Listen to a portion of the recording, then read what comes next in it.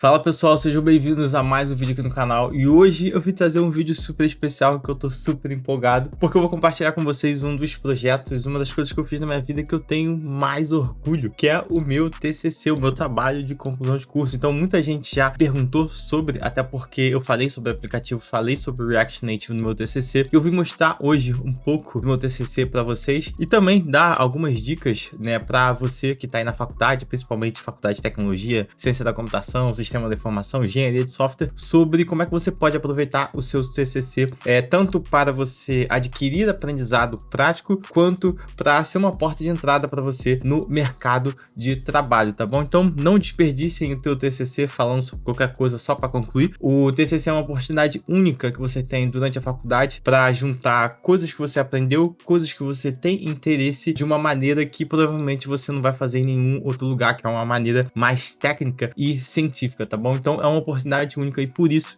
eu tenho muito orgulho do meu TCC.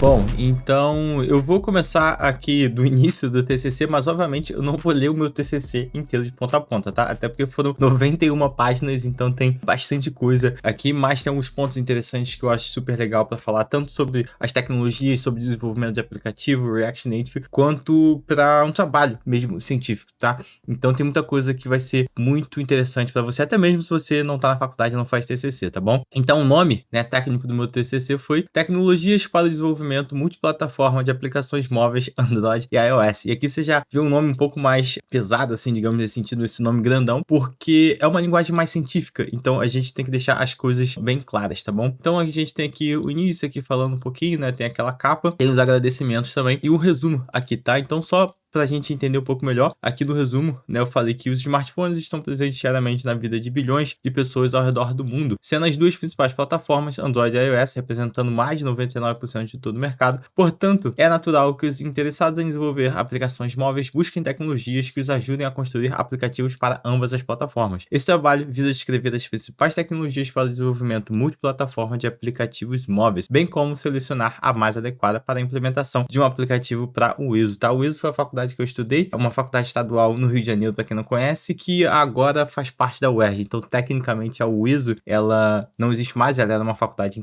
independente e agora ela faz parte da UERJ, né? A UERJ da Zona Oeste. Então, deixa eu descer mais um pouco. Tem aqui o Abstract, que é a mesma coisa, só que em inglês. E a gente tem aqui também falando do... Aqui é o sumário, né? Que é onde a gente tem basicamente como é que eu dividi o meu TCC, tá bom? Então, a gente tem a introdução, que é aquela coisa básica de TCC, problemática, justificativa, os objetivos, e tem a forma que eu decidi dividir o meu TCC, tá bom? Na verdade não fui eu que decidi assim, foi a orientação da minha orientadora, porque a minha ideia era pegar alguma coisa lá e já sair desenvolvendo, mas ela felizmente me deu, né, o conselho que ela falou, olha, você é um aluno de ciência da computação, estudante de ciência da computação, então seria interessante se seu trabalho tivesse não só parte de desenvolvimento, mas uma parte científica também. Então você tem que fazer um estudo, você tem que levantar, você tem que apresentar o que é um aplicativo multiplataforma, as diferentes abordagens que você tem. E para a gente falar de aplicativo multiplataforma, a gente precisa entender primeiro o que é um aplicativo nativo. Então eu tive uma sessão, a segunda sessão, o segundo capítulo no meu TCC falando sobre aplicativos nativos, então a gente vai ver um pouquinho com mais detalhes, mas basicamente descrevendo sistemas operacionais, tanto o Android quanto o iOS, falando da arquitetura das duas plataformas. Opa, dei um pulo aqui sem querer. Falando da arquitetura das duas plataformas. Depois, né, a gente vai de fato falar de aplicativos multiplataformas. Então, eu classifiquei as diferentes tecnologias em algumas abordagens, né? Então, no que eu chamei de abordagem híbrida, a gente tem o PhoneGap e o Ionic. A gente tem a Cross Compiled, que é o Xamarin e o Flutter. E a gente tem a abordagem JavaScript Native, que é o React Native e o Native Script, que basicamente acho que você nem deve conhecer, tá bom?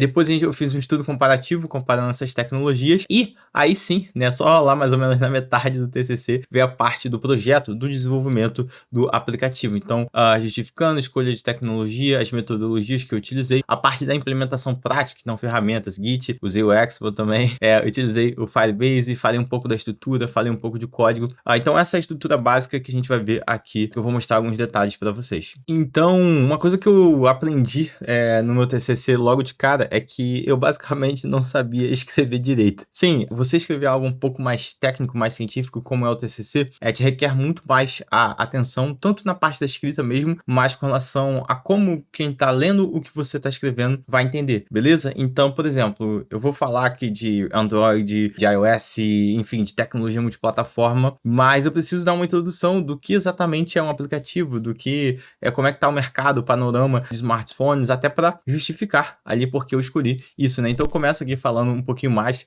sobre, né, o que é o smartphone, quantas pessoas ali estão utilizando para justificar e por que eu decidi estudar somente essas duas plataformas. É porque eu só fui falar de Android e iOS porque basicamente acho que ainda continua sendo, ou até de repente até mais, 99% do mercado, tá bom? Então justificando aqui o porquê eu fiz. E como eu falei, para a gente falar de multiplataforma, a gente precisa falar de nativo. Então aqui, né, eu justifiquei, né, falando, primeiro falando do nativo. Então os aplicativos que são compilados diretamente para uma dada plataforma são conhecidos como nativos. Em princípio, para se disponibilizar um dado aplicativo para mais de uma plataforma, deve-se desenvolvê-lo em um número de linguagens diferentes, o que aumenta significativamente o custo e a dificuldade da manutenção. Como a demanda de aplicativos móveis vem crescendo muito, surgiu então a necessidade de novas tecnologias para simplificar o processo de desenvolvimento. Uma das ideias que logo no espaço foi a de criar frameworks para gerar apps a partir de um único código-fonte, que pudesse ser compilado ou diretamente executado em diferentes plataformas. Tal tipo de abordagem é atualmente conhecida como desenvolvimento nativo. Então, já dando uma introdução do que é um desenvolvimento nativo. E aqui eu vou trabalhando mais essa parte aqui, né, da problemática, da justificativa, justificando o que é. A gente precisa colocar um objetivo também. Então, o objetivo geral que eu fiz, né, se eu pudesse resumir aqui o meu TCC de uma forma mais formal, foi descrever e analisar as principais tecnologias para desenvolvimento multiplataforma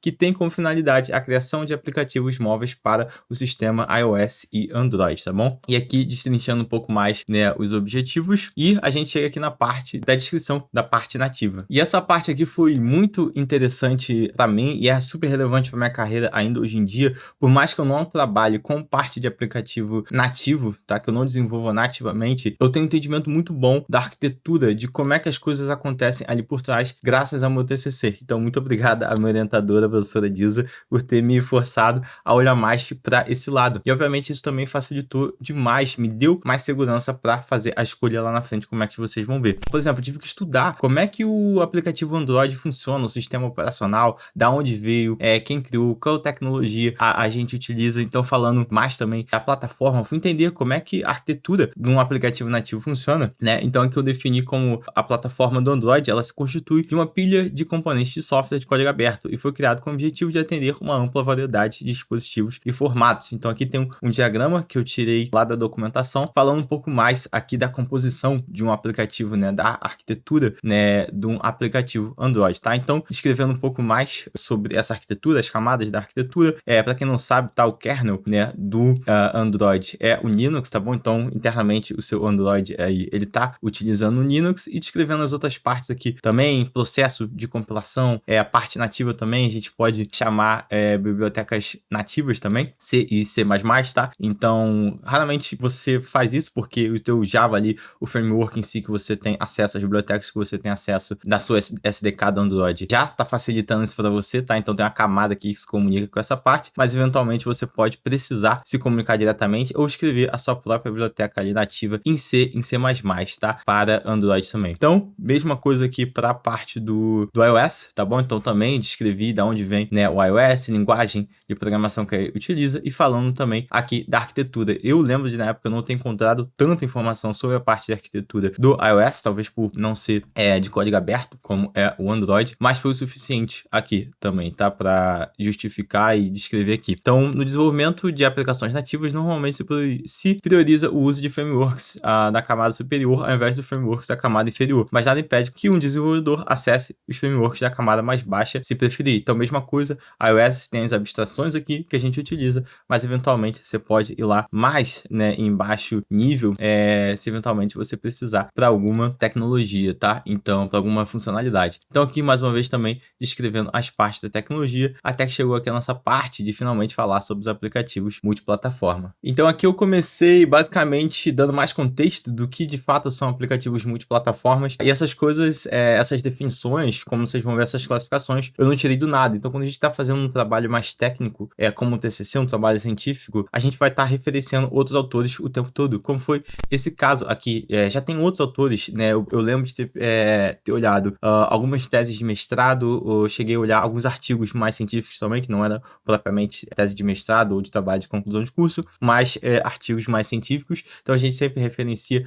os autores aqui. Então, por exemplo, esses dois carinhas aqui, eles falaram sobre a classificação deles, né? Que eles classificaram, né? Dividiram como Native, Hybrid, Cross-Compiled and Just-in-Time Compiled. Então, segundo eles, excluindo-se os apps nativos, os outros 3 tipos buscam o mesmo objetivo: possibilitar a implementação de aplicações em multiplataforma, tendo como base o mesmo código. Então, então aqui é para corroborar a minha definição ali de desenvolvimento multiplataforma, não sou só eu que estou falando isso, então tem outros autores. E aqui vou citando também alguns outros autores que fizeram algumas classificações um pouco diferentes. Eu decidi seguir essa classificação, onde a primeira eu defini como híbrida também, então a gente tem um pouquinho mais falando aqui sobre os autores, que também citaram, outros autores também citaram. E dentro da abordagem híbrida, né, eu citei algumas tecnologias. Então tem o Apache Cordova, não sei se vocês conhecem, né? Então o Apache Cordova é um framework open source e muitas vezes ele é associado ao PhoneGap, mas apesar de estarem relacionados, não são exatamente a mesma coisa. Então tinha uma confusão na época, eu fui pesquisar ali mais ou menos a diferença, aí fui entender a história ali por trás das empresas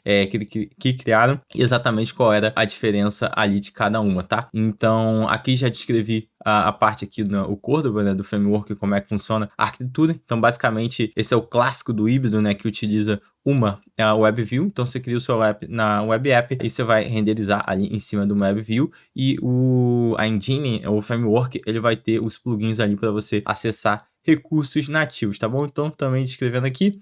Outro também que a gente tem, né, é o PhoneGap, que é ali hoje é administrado pela Adobe também. E a gente tem o Ionic, que na verdade é basicamente uma distribuição do Cordova, tá bom? Então, o Cordova ele é como se fosse a engine e as pessoas foram criando alguns frameworks em cima dele, como é o caso do Ionic. A gente tem a abordagem Cross-Compiled, que basicamente a gente tem o Xamarin, tá? O Xamarin da Microsoft, que hoje já é pouquíssimo utilizado.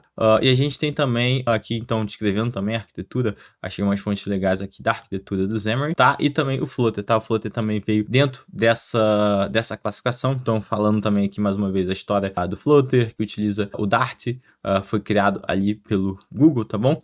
E aqui falando um pouco do que a SDK do Flutter te dá, e também a arquitetura do Flutter, tá bom? Então, interessante também aqui, que dentro da parte da arquitetura, né, a gente tem o framework, que é basicamente o que você interage, e a gente tem a engine ali, tá bom? Que é basicamente o que vai fazer você renderizar o teu código. Então, por exemplo, o Skia, tá? Para quem não conhece, o Skia basicamente é uma biblioteca de gráfico 2D open source. Então, ela fornece uma API comum para uma variedade de plataformas de hardware e software, e também é utilizada em motores gráficos, como exemplo no Google Chrome, Firefox, Android, entre muitas outras coisas, tá? Então, quando você está utilizando, seja o Flutter ou o Google Chrome ou muitas outras plataformas, tem uma engine, né, um código ali que está rodando, que é responsável por renderizar, tá? De fato, fazer o desenho ali na tela. Então, o Flutter utiliza essa engine, tá bom? Então, aqui falando um pouco mais do processo de compilação, tanto para Android quanto para iOS, e a gente chega na abordagem que eu chamei de JavaScript Native, tá bom? Então, também citando mais aqui os autores, como é que eles faziam, né? Como é que eles,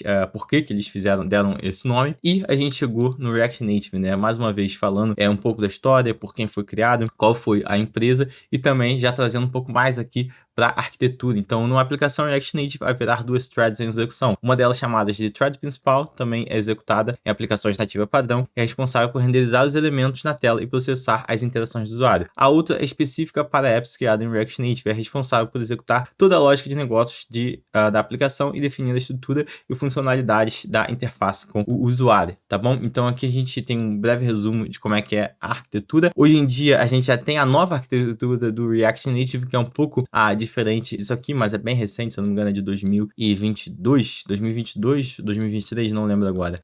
E aqui também eu já dei um destaque, né, para a parte do React Native, onde, se for preciso, né, ele te permite você incluir módulos nativos que você pode escrever em Java, Kotlin ou em Objective-C e Swift para o iOS, tá? Então, falando mais um pouco aqui também da estrutura, da VM, da Bridge, e tem outro framework que também é pouquíssimo conhecido, que é o Native Script. O Native Script, ele é um framework open source, foi criado e mantido pela empresa Telerik, não sei como é que se fala isso. As aplicações são escritas em JavaScript, TypeScript, XML e CSS, tá bom? Então, para facilitar o desenvolvimento, o Native Script permite que o desenvolvedor utilize Angular e Vue, tá? Hoje é pouco utilizado, mas na época foi uma das que eu vi os autores citando, então decidi trazer aqui também, falando um pouco também da arquitetura, tá bom? Então, falando um pouco mais da arquitetura, aqui do framework, até que a gente chega à parte do comparativo. E essa parte do comparativo foi basicamente onde eu fiz um levantamento geral, assim, para comparar e poder escolher qual era a melhor tecnologia ali para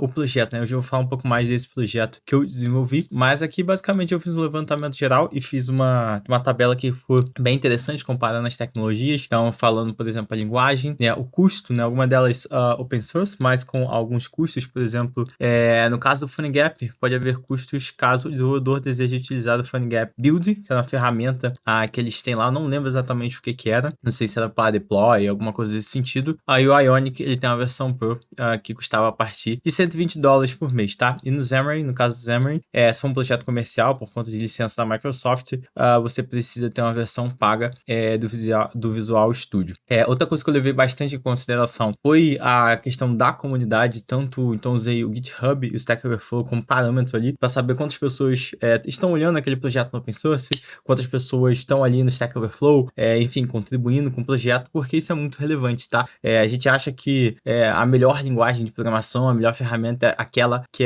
resolve melhor o problema tecnicamente, só que software é muito mais sobre pessoas do que a gente imagina, tá? Então, principalmente quando a gente fala de um projeto que você vai querer ter uma continuidade, é interessante você levar em consideração também a comunidade. Então, tem essa tabela comparativa e aqui eu fui falando, né, um pouco mais dos pontos aqui de comparação. Então, na parte da interface, né, quanto mais longe dos padrões da interface do app, né, mais difícil é fazer a integração e a adição do usuário, né? Então, é um problema que a gente tem muito com essas plataformas que utilizam WebView, como o Ionic e o PhoneGap. Então, nesse aspecto, as tecnologias híbridas levam desvantagem sobre as demais, pois se utiliza de componentes visuais web, que podem se diferenciar bastante do componente nativo da plataforma. Então, se você já utilizou um app que tem muito cara de website, você vê que a interação não é a mesma, a velocidade, a navegação, o carregamento de uma página para outra. Enfim, outro ponto relevante, como eu falei, a parte da comunidade. Então, no universo de desenvolvimento de software, os grupos de interesse ou comunidades exercem um papel fundamental e altamente determinante da forma e da velocidade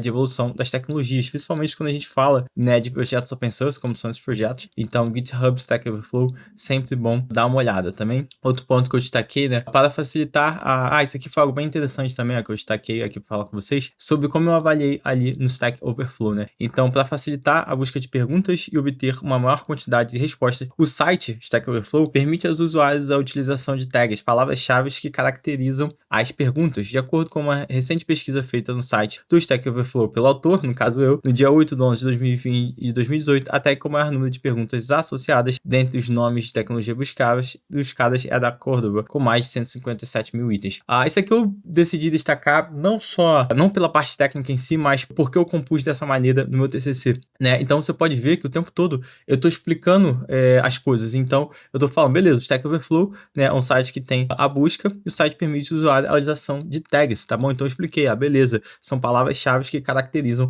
as perguntas. Então isso que você tem que fazer o tempo inteiro em um trabalho científico, é um trabalho de conclusão de curso, porque você não está escrevendo um blog onde as pessoas que estão lendo, presumivelmente, elas sabem exatamente o que você está falando. Então, você está o tempo todo se explicando e vocês podem perceber que eu não utilizo linguagem figurada. Então, outra coisa que eu errava muito quando eu comecei a escrever meu TCC foi utilizar muita linguagem figurada, tá? Então, você tem que ser o mais literal possível quando você estiver escrevendo um trabalho, um artigo científico, tá bom? Então, olhei também a performance e, obviamente, né, se eu fosse testar, comparar de fato, fazer um trabalho de verdade de teste de performance entre essas plataformas, demoraria muito tempo. Por si só, já seria um TCC, um trabalho de conclusão de curso. Então, até uma ideia, se você trabalha com mobile, é uma ideia interessante fazer um teste de performance entre, sei lá, nativo, Flutter, nativo, React Native, Flutter. Eu ainda quero fazer, tá, um trabalho de fato científico, tá, pesquisa ali com parâmetros, com fundamentos, não simplesmente criar um app e medir de forma subjetiva, tá? Então, por ser muito complexo, eu utilizei alguns estudos, né, de outras pessoas que fizeram esse teste. Então, aqui, esses dois caras aqui, Mountain e Santos, que realizaram teste de desempenho na plataforma Android, comparando com o PhoneGap e o Xamarin. Também peguei outro teste aqui, uma pessoa que fez lá com React Native e utilizei como base. Uma coisa interessante aqui é muita gente fala, o Flutter ele é mais rápido, mais performático que o React Native, e sim, em questão numéricas ali de CPU é mais rápido. Inclusive foi uma das conclusões que eu tive aqui, né, que a performance das aplicações está também ligada ao processo de compilação. Comumente, quanto mais próximo do código de máquina, maior será o desempenho do app, né? Por essa razão, os frameworks de abordagem cross-compiled, como é o caso do Flutter, tendem a oferecer um melhor desempenho em tempo de processamento. Os híbridos, por sua vez, tendem a oferecer o pior desempenho nesse quesito, pois utilizam quase sempre interpretadores encapsulados dentro de um app nativo. Então, isso aí foi algo que eu estudei ali ao longo do meu TCC, e quando eu fui olhando essas abordagens, foi uma conclusão que eu cheguei e outros autores chegam também. E se você fizer o teste, provavelmente você vai chegar num resultado parecido, né? Então, quando a gente fala de aplicativos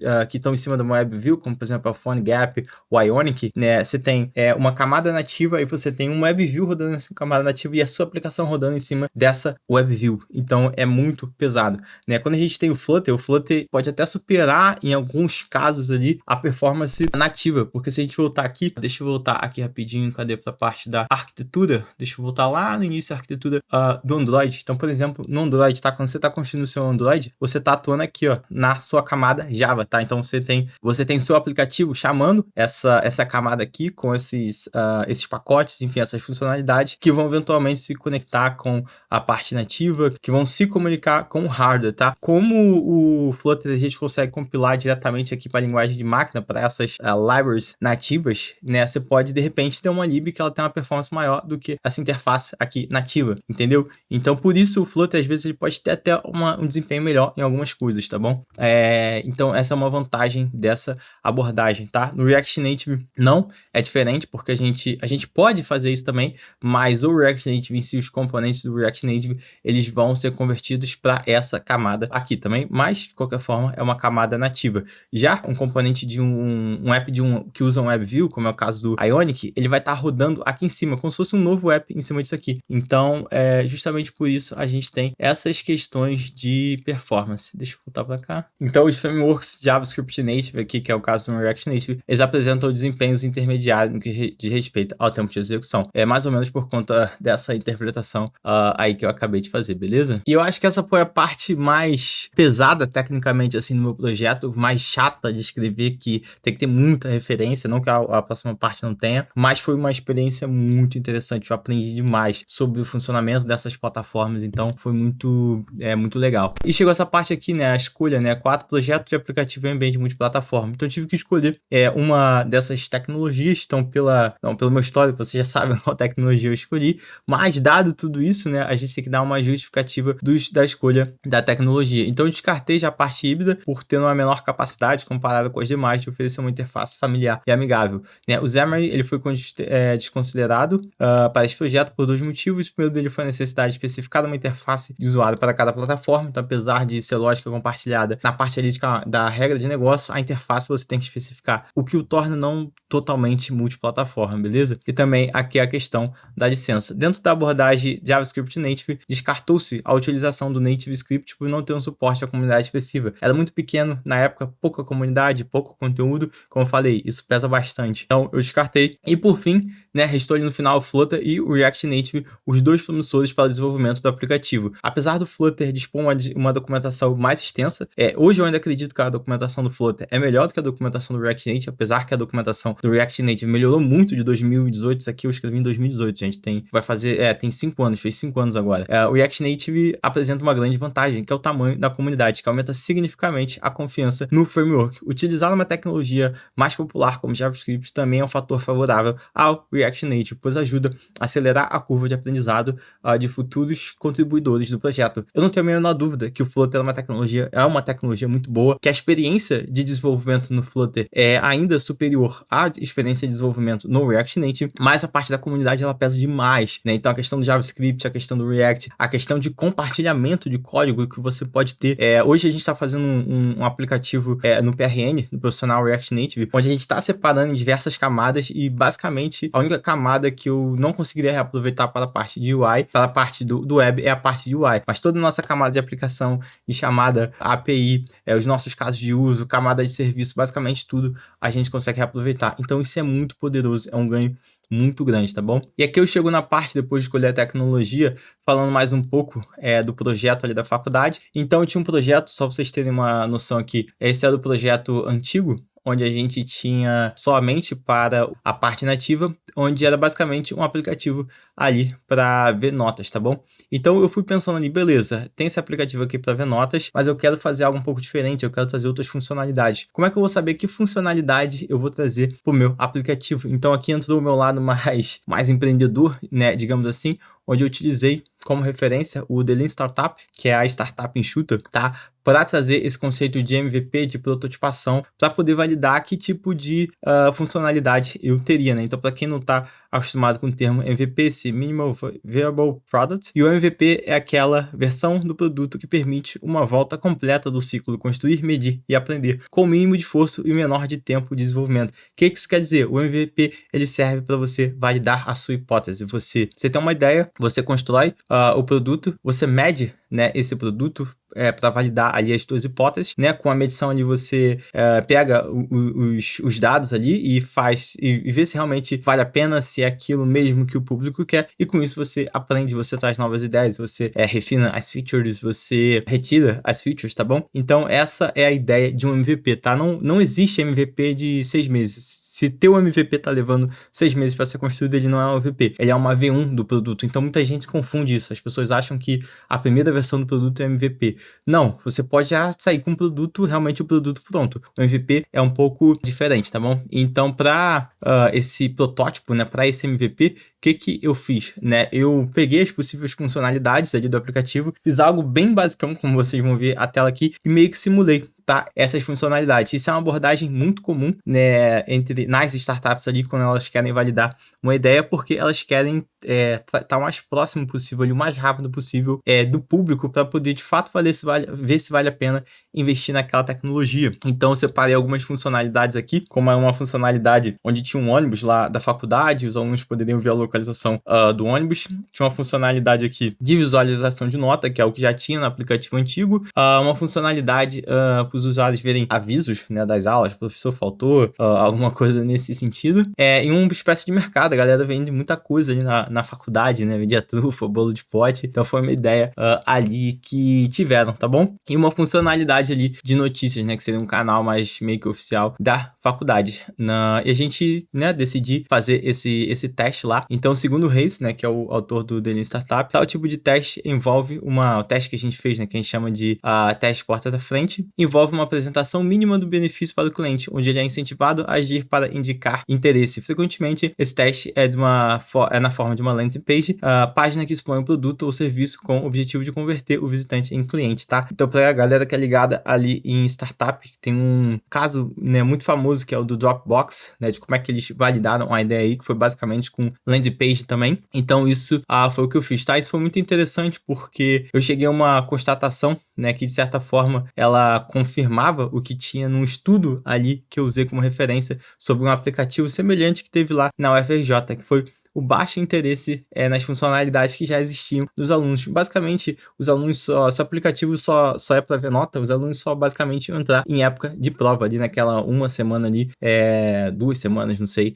a cada 2 meses no semestre, tá bom? Então, fazer nesse modelo de MVP me poupou muito tempo, tá? Por quê? Porque o MVP, ele foi construído em pouquíssimo tempo, aproximadamente 27 horas de desenvolvimento, e a medição foi feita em apenas um dia, em 3 horas de teste com os alunos. Então, nessas 20 horas eu gastei alguns dias ali, né, desenvolvendo essa funcionalidade, esse MVP, peguei o aplicativo, fui lá para a faculdade, fiquei rodando na faculdade, mostrando pro pessoal e coletando a informação, tá? E a partir disso eu consegui definir as principais funcionalidades que seriam interessantes para o aplicativo. Na parte de implementação, onde traz mais a parte aqui de projeto, do que eu utilizei, muito importante também especificar o que eu utilizei nessa parte aqui de desenvolvimento. Então, por exemplo, Git, eu utilizei o Git ali para gerenciar o código do projeto. Mais uma vez, tem que explicar o que é o Git, então tá aqui explicando o que é o Git, comparando com o sistema antigo de controle de versão, utilizei o Expo, nunca falei mal do Expo. Eu utilizei o Expo aí, na época, muito mais fácil, estava começando no React Native também, então abstraía bastante coisa, me facilitou muito, né? Como vocês viram, já tinha muita coisa para fazer.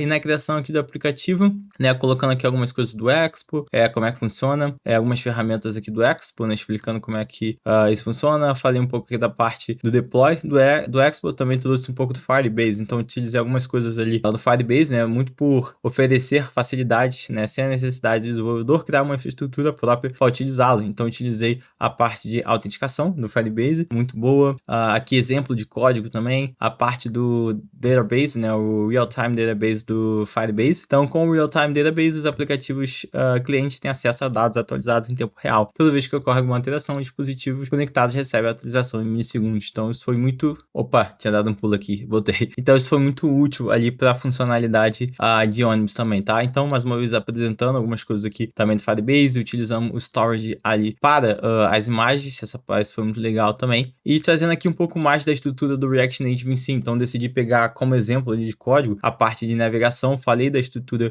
de navegação, então essa estrutura clássica aqui, né, que eu faço até hoje, que é do App Stack e do Auth Stack, falando um pouco das telas.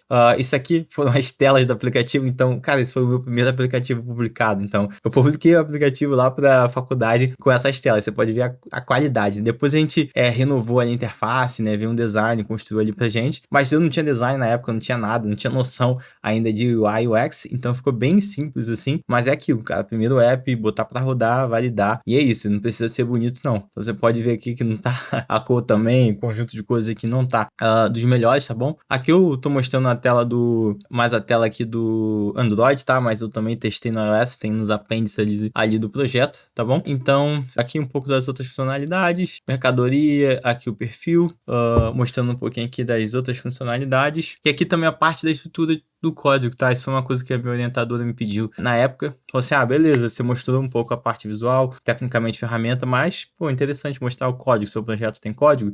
Então, vamos mostrar o código. Então, mostrando um pouco aqui da estrutura, de como é que eu montei essa parte, tá bom? Um pouquinho aqui das tabs. Aqui essa parte aqui também foi interessante, né? Que aí eu fiz uma comparação, deixando aqui lado a lado, né? Assim que o botão localizar pressionado, a função Navigate é disparada e o React Navigation busca na stack atual. Nesse caso, a Buzz Stack. A tela definida como With Buzz Localization. Então adiciona no topo da pilha, realizando assim a transição. Só explicando como é que funciona quando ele pressiona e como é que funciona ali dentro do app a parte de localização. Mais uma comparação da estrutura da tela com o JSX aqui, né? O componente, através desse componente, que é o map e o nosso botão. Então, quis apresentar um pouco dessa estrutura. E esse foi o meu trabalho ali de conclusão de curso, tá bom? Então, cara, aprendi pra caramba. E essa parte da conclusão, ela é basicamente um resumozão, assim, né? Eu repassando ali um pouquinho o que eu fiz, falando um pouco da parte técnica, das escolhas, falando novamente aqui